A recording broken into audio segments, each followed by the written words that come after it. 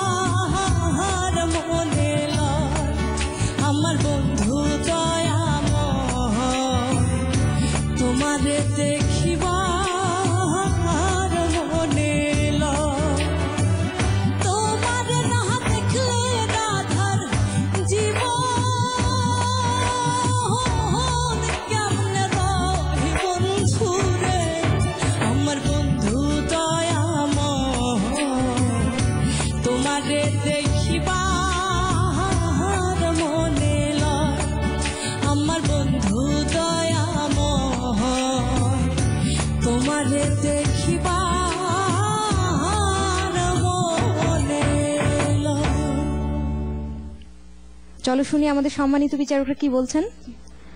প্রথমেই বুলবুল স্যার। আমি বিশ্বাস করি বাংলাদেশের স্বাধীনতা এবং বিশ্বাস করি বাংলাদেশের শাশ্বত রূপ। এই মেয়েটি যেন তারই প্রতিচ্ছবি। তোমাকে অসংখ্য অসংখ্য ধন্যবাদ এত সুন্দর করে গান পরিবেশন করার জন্য। ধন্যবাদ। ধন্যবাদ স্যার। ফাহমিদা আপা। প্রতিটা অভিনয় তোমার গানের ভিতরে একদম প্রকৃতির সাথে মিশে যাওয়া, খুব সুন্দর, খুব সুন্দর, খুব সুন্দর। Thank you ma'am. ধন্যবাদ ফাহমিদা আপা। পার্থদা। তোমার গান শুনলে মনে হয় না যে তুমি এইরকম একটা আয়োজনে ফার্স্ট টাইম গান গাইছো। তোমার গান শুনলে মনে হয় তুমি অনেকদিন ধরে গান গাইছো। তোমার ভয়েস অনেক কন্ট্রোলড, অনেক ম্যাচিওর। তোমার সিঙ্গিং একদম প্রফেশনাল সিঙ্গারদের মতো। ধন্যবাদ।